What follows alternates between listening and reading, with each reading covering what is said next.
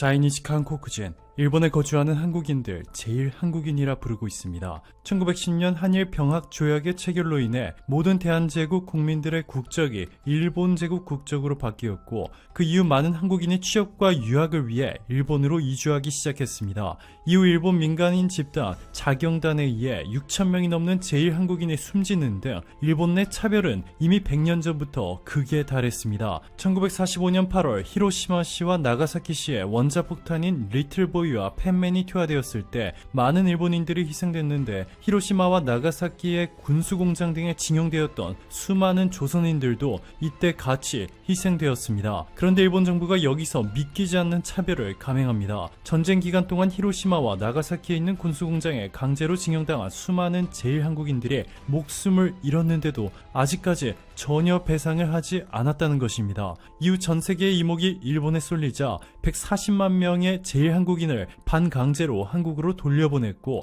일본에는 60만 명 정도의 한국인이 남았습니다. 그로부터 70년이 지난 지금 일본은 여전히 일본 내 한국인에 대한 차별을 멈추지 않고 있습니다. 차별의 방법이 바뀌었을 뿐 차별 강도는 오히려 더 심해졌죠. 일본의 공영방송 NHK가 SNS를 통해 주석도 없이 조선인이 고함을 지르며 열차의 창문이란 창문을 모조리 부쉈다, 조선인 놈들 등이 포함된 내용을 그대로 내보냈고, 항의가 빗발치자 NHK는 전쟁시대의 중학교 1학년이 보고 들은 것을 충분한 설명 없이 발신해 현대의 시청자분들이 어떻게 받아들일지에 대한 배려가 충분하지 않았다라는 사과문을 발표했지만, 문제의 SNS 게시물을 삭제조차 하지 않았습니다. 더 황당한 것은 일본 법무국의 판결인데요. 히로시마 법무부는 침범의 사실이 있었다고까지는 판단할 수 없다 라며 제1본 대한민국 민단 중앙본부 인권옹호위원회가 민족차별을 부추긴다며 히로시마 법무국에 인권구제 신청한 것을 완전히 무시해버렸습니다.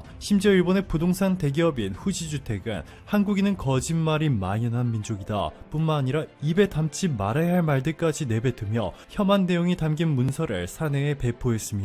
이후 법원으로부터 배상 판결을 받았음에도 사과는커녕 사상의 자유에 큰 제약이 강해진 것이라며 항소하겠다고 밝혀 논란이 커지고 있습니다. 이에 유엔도 일본을 향해 제일 한국 차별을 경고했는데요. 유엔은 특히 고용, 교육, 사회복지 혜택, 주택, 시민권 등에 있어 제일 한국인 차별에 관심을 표시하면서 한국어 교육이 인정되지 않고 제일 한국인 학생들이 대학 진학 등 고등교육 접근에 불평등한 대우를 받고 있다는 점에 각별한 우려를 표한다 라고 지적했습니다. 자, 그런데 최근에는 일본 내 기이한 현상이 벌어지고 있습니다. 지금까지 그토록 차별 대우를 받았던 제일 한국인들이 현재 일본인들의 부러움의 대상이 되어버렸습니다. 한국 정부가 제일교포의 마스크와 방역 물품들을 지원했다는 소식이 전해졌기 때문인데요. 현재 일본에서 일일 신규 확진자 7,700명을 넘어서며 사상 초유의 위기 상황을 맞이했습니다. 1000명대에서 600명대, 어느덧 400명대까지 떨어지며 빠르게 안정세를 찾고 있는 한국의 상황과는 달리 일본은 전례 없는 속도의 코로나19 확산세를 겪고 있습니다.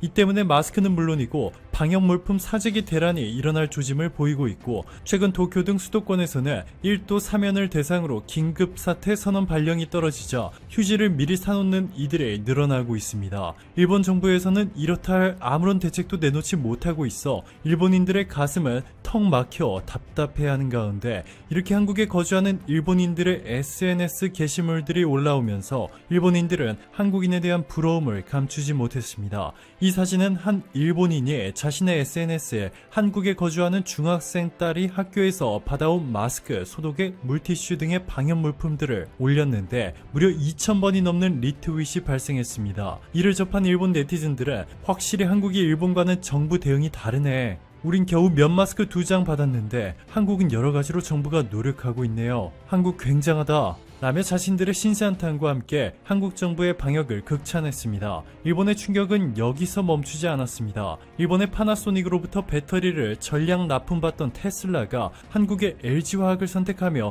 LG화학이 세계 1위 배터리 회사로 등극한 데 이어서 최근 미국의 애플이 한국의 현대자동차와 손잡고 2024년 애플카를 출시할 것이라는 소식까지 전해졌습니다. 일본은 한국의 삼성 갤럭시에는 낮은 보조금을, 애플에는 높은 보조금을 뿌려 일본에서 더 많은 아이폰을 팔아줬는데, 애플은 일본의 토요타가 아닌 한국의 현대차를 선택한 것으로 알려지면서 일본은 충격과 미래에 대한 공포에 휩싸였습니다. CNN은 애플이 아이카를 만들기 위해 현대차를 선택한 이유라는 제목과 함께 현대차는 매력적인 파트너다, 현대차는 미래차 기술에서 큰 진전을 보였다 라며 극찬했고, 세계에서 가장 영향력이 막강한 일간지 월스트리트저널도 애플이 자동차의 야망을 위해 현대차와 이야기하고 있다 라고 보도했습니다. 오늘도 감사합니다. 최고로 멋진 하루 보내시길 바랄게요. 큰 힘이 됩니다. 일본이 디지털화에 바짝 매달리고 있지만 불가능한 상황이라는 충격적인 고백이 나왔습니다. 최근 일본 정부에서 여러 앱 개발을 시도했는데 도리어 개판 일보 직전이라는 것만 노출하고 말았습니다. 개그 콘서트 같은 상황과 충격적인 고백을 소개합니다. 일본의 디지털화가 지연되고 있는 원인은 사고 정지가 이유이다 라는 제목의 특집 기사가 올라왔습니다. 일본인들이 생각하고 궁리하는 능력이 정지된 상태이기 때문에 디지털화가 아예 불가능하다는 강펀치 제목입니다. 일본에서 C19 때문에 재택근무를 하면서 도장을 찍기 위해서 출근은 해야 한다 라는 이야기가 나오는 것도 기술력의 문제가 아니라 생각하는 능력이 정지되었기 때문이라는 것입니다. 이 글을 쓴 기자는 최근에 어떤 행정기관의 교육에 참가했다고 합니다. 그런데 그 연수원에서는 강사가 나와서 VTR 영상을 시청하겠습니다 라고 하고는 재생 버튼을 눌렀다고 합니다.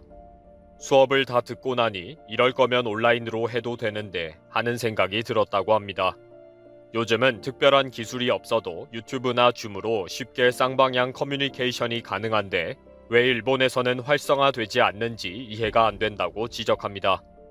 결국 지금까지 해왔으니까 그동안의 스타일대로 하는 것이 편해서 라는 사고방식이 있기 때문에 아무리 뛰어난 기술이 있어도 사용하지 않는다고 비판합니다. 특히 최근에 C19 감염자 접촉 앱인 코코아 앱에 발생한 오류 문제는 이런 사고 중지와 총체적인 문제를 여지없이 보여주고 있습니다. 감염자 확인 접촉 앱인 코코아가 오류 수정 작업을 거쳐서 18일에 최신 버전으로 업데이트되었다 라고 발표되었습니다. 그동안 접촉 알림이 고장났다, 앱이 갑자기 초기화되었다 등의 고장 신고가 쏟아졌습니다. 특히 감염자와 접촉을 했는데도 접촉한 사실이 전혀 없다 라고 알람이 나오는 것에 대해서 많은 비난이 있었습니다.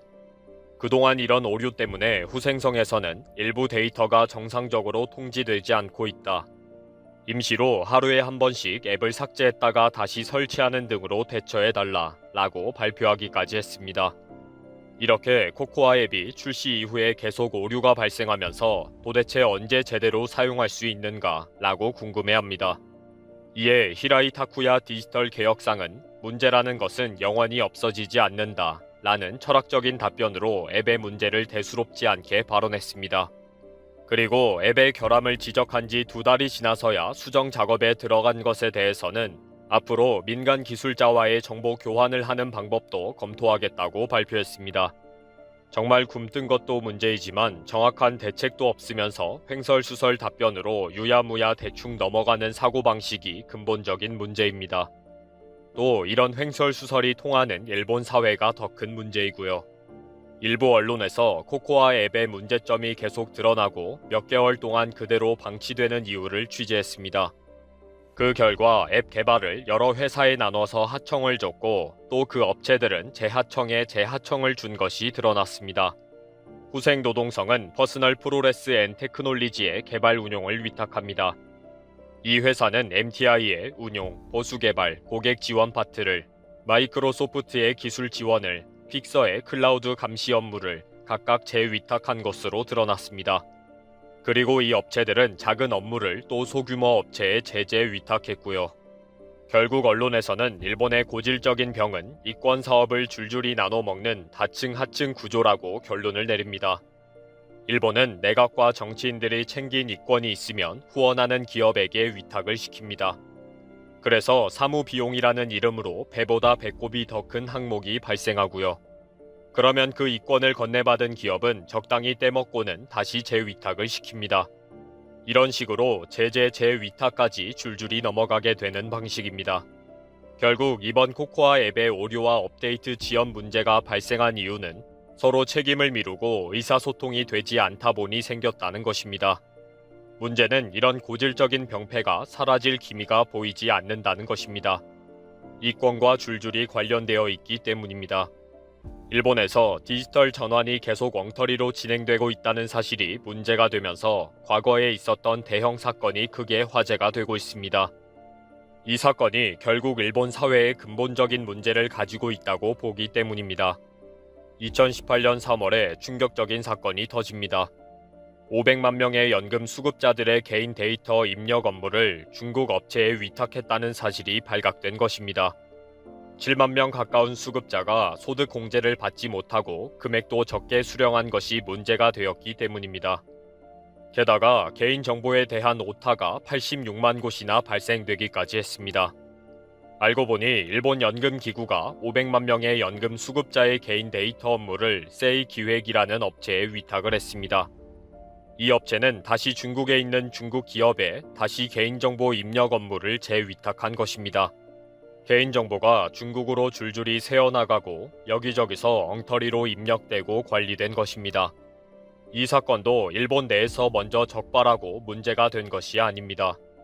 2017년 12월 31일에 야당인 입헌민주당 대표의 개인 이메일로 중국에서 보내왔기 때문에 알려진 것입니다. 지금 중국의 공적 연금 수급자의 부양친족 등 신고서가 대량으로 인터넷상에 떠돌고 있다. 중국인이라면 누구나 볼 수 있다. 생년월일, 전화번호, 배우자의 정보, 연간 소득 등 지극히 개인적인 모든 정보가 아주 상세하게 공개되어 있다. 도대체 일본에서는 이런 개인정보를 유출하고 자유롭게 볼 수 있도록 해도 좋은가? 라는 내용과 증거 자료들이 첨부되어서 온 것입니다. 그 후에 중국 업체에 재위탁한 세이기획은 처벌을 받고 폐업을 했지만 일본 정부와 연금기구는 어떤 책임도 지지 않았습니다. 이 당시에 야당이 국회에서 연금기구 이사장에게 강력하게 항의했을 때 개인정보에 관한 어떠한 내용도 확인해 줄 수 없다 라고 답변을 했습니다. 이 와중에도 이런 엉뚱한 답변을 하다가 일이 더 커졌고 결국 대대적인 조사에 들어가서 중국 업체에 재위탁했다는 사실이 밝혀진 것입니다. 지금 이 사건이 문제가 되는 것은 일본 정부는 아직도 이런 사고방식에서 벗어나지 못하고 있다. 이런 자세로 어떻게 디지털화를 할 수가 있다는 말인가? 라는 말이 떠돌고 있기 때문입니다. 2018년 사건이 대대적으로 발각되었을 때에도 연금기구는 개인정보에 관한 사항이기 때문에 어떤 것도 확인해 줄 수 없다 라고 답변했다가 무슨 말도 안 되는 헛소리냐 라고 강력한 항의를 받은 적이 있습니다.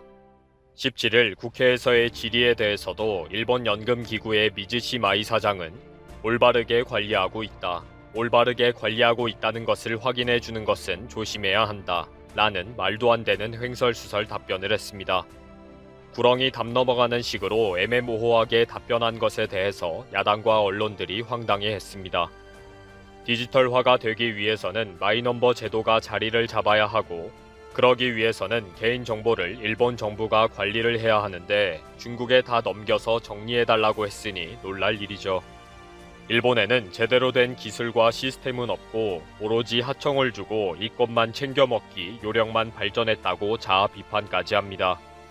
결국 일본인들은 생각하는 능력이 멈춰져 있다 라고까지 한탄합니다. 이 상황인데도 눈만 끔뻑거리고 있는 상황이고요.